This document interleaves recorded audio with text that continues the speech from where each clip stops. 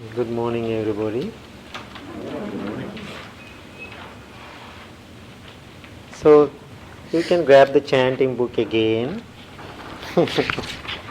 So, turn the page, My Wish. Look at that, My Wish again.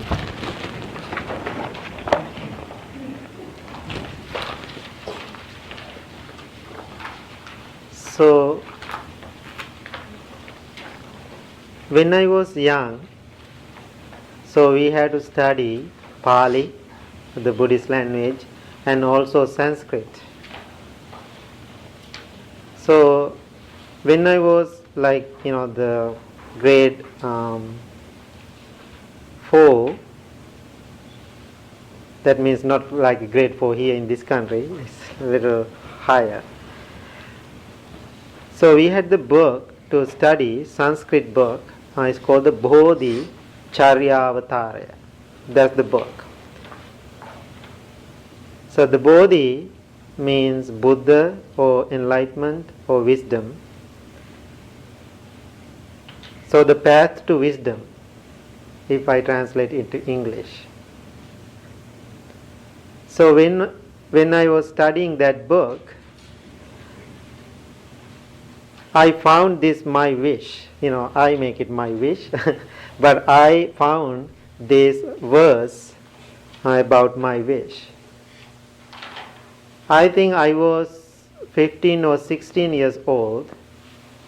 I was thinking how wonderful this wish, this chant or this verse, the meaning of this verse.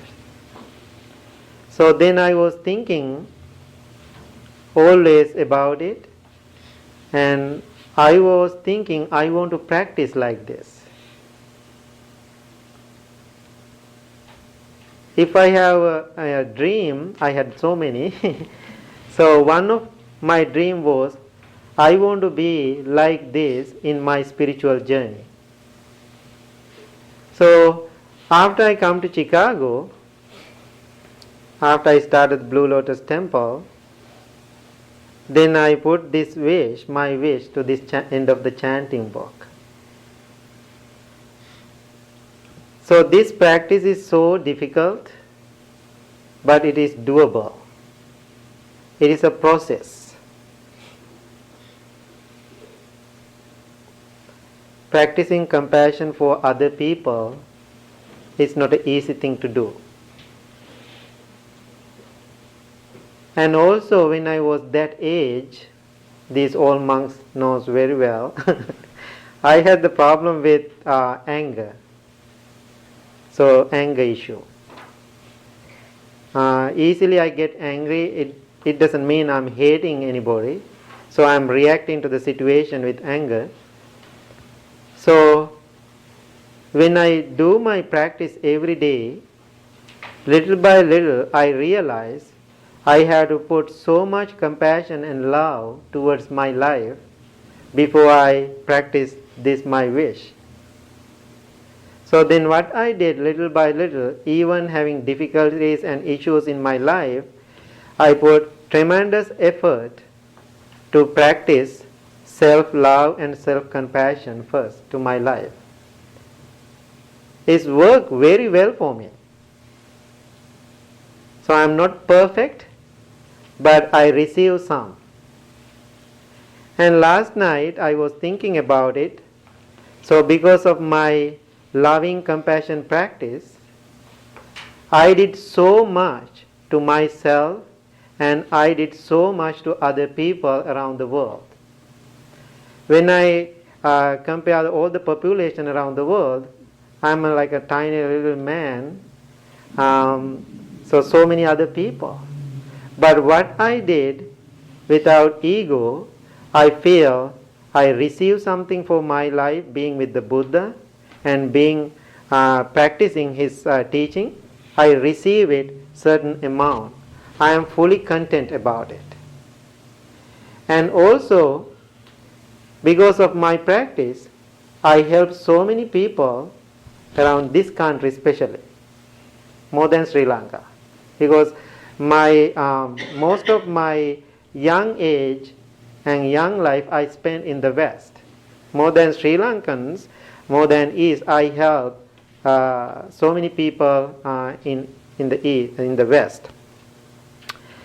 So the balancing is the big practice, balancing this life.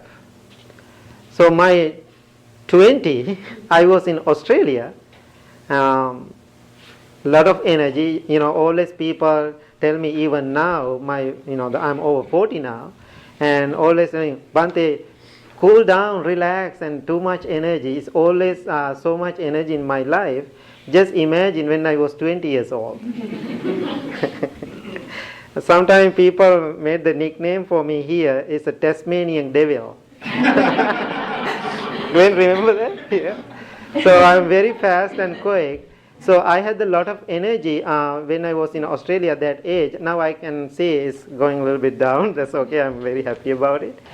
And so I worked a lot with the people while I was in Australia. The difficult time, we just bought the land, a couple of acres like here. And I used to live with all the barn house, a lot of cockroaches, and very difficult to see. Sometimes night they are flying all over. And so just by myself, and I did a lot of work for that community while I was there. So when I was working that time, there was a man who come to temple. He is from Vietnam. So the big land, Queensland, the state of Queensland and Brisbane, some summertime is like over 100 the temperature. So we all had to work outside and clean the garden and do the things. This Vietnamese guy, and every day he come to the temple. And burning heat, he is working outside in the garden and sweating. So I felt so sad about him. So I am inside, I am doing my things, now he is working outside. Once in a while he come to the kitchen and grab some water from the kitchen sink. Then he drink. Then one day I thought, this is not right. He has to eat. He's a poor man. He has to do something. He has to get some drink, because especially in Sri Lankan temple, we have so many juices and food and too much. Right?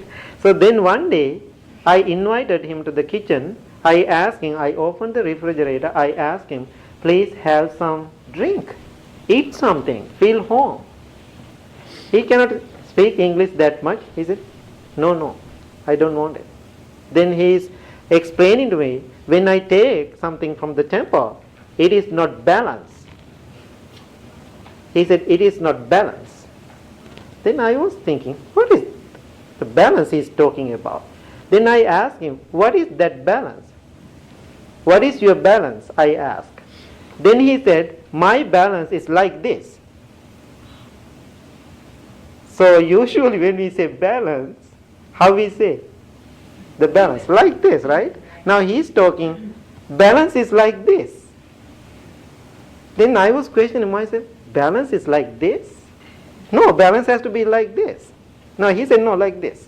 That's his balance. Then he said, that's very interesting, I am working for the Buddha. I am cleaning the Buddha's garden. I am cleaning the Buddha's temple. So if I take from things from the temple, my love, my compassion is not balanced. So always my practice has to be like this, then I have to take less from the temple. Then it will be balanced like this. It's very interesting, right? So then I felt I had tears for his love and compassion. And this man, he doesn't have any expectation from me, from the monk or from the temple, even have a glass of juice. Only thing he is taking from the temple, the water from the temple sink. Then he is working every day couple of hours. So then I was thinking, that's compassion, that's love.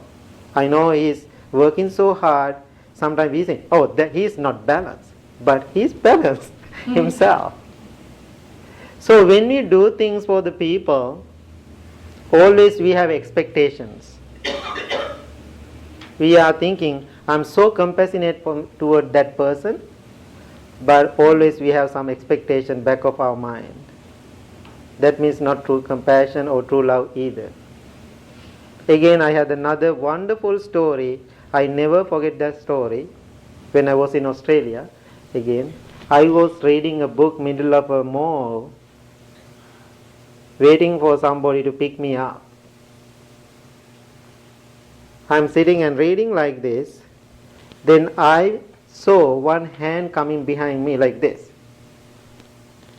Then I was thinking, oh, there's a hand coming behind me. Then I saw $20 in front of me.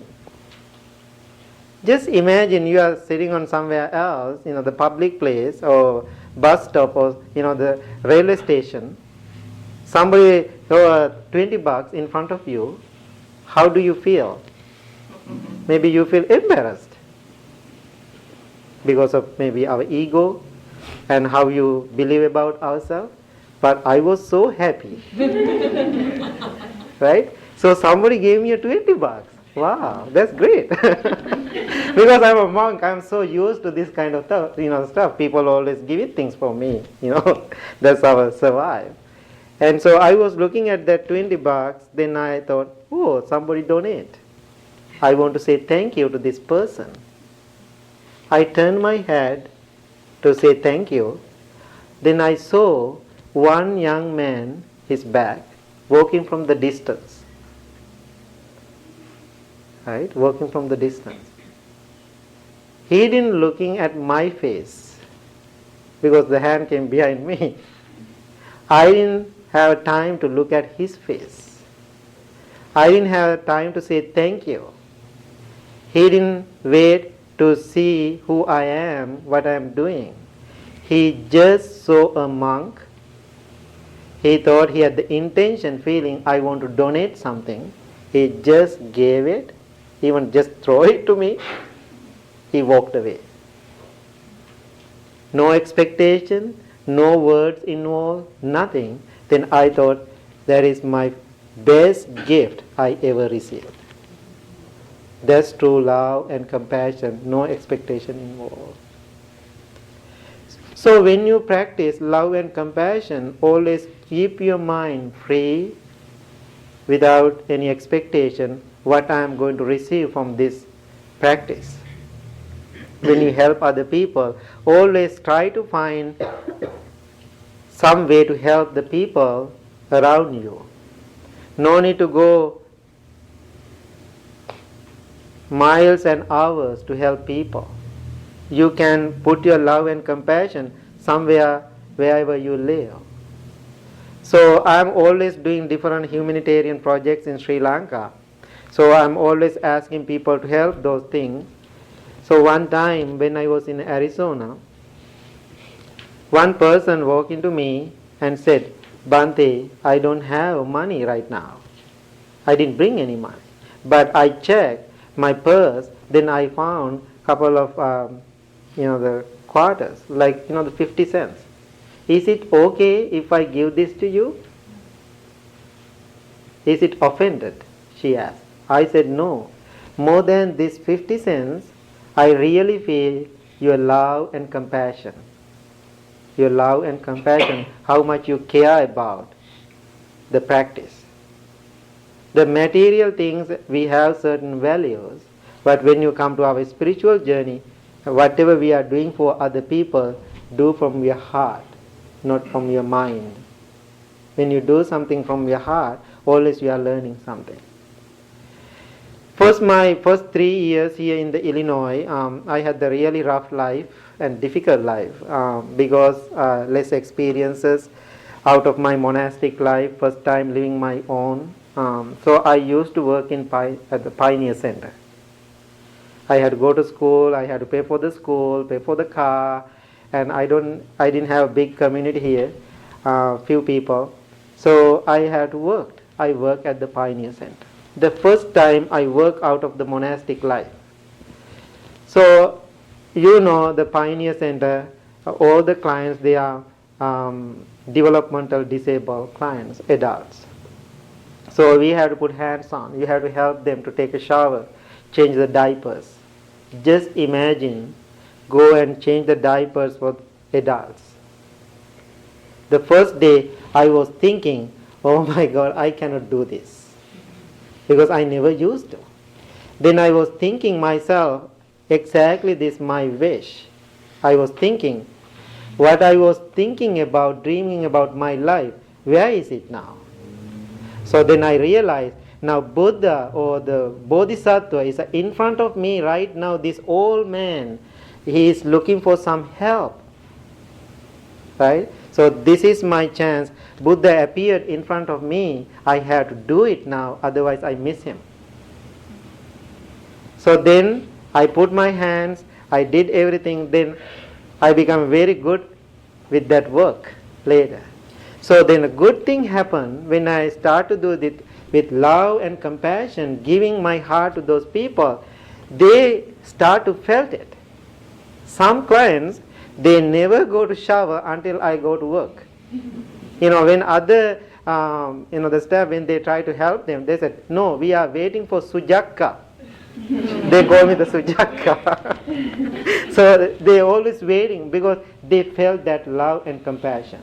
So I know this practice is very difficult, practicing love and compassion, but it's doable little by little, step by step, every day. Put your work, then you can see, then you can feel. Today I was listening a talk. That talk said, when you practice loving compassion, it boosts your immune system. All the research, they found out. When you practice loving compassion, it boosts your immune system. How wonderful. So think about it. So practice this my wish every day and put it to your table and think about it. Find way to help to yourself first, then other people around you, even a little bit.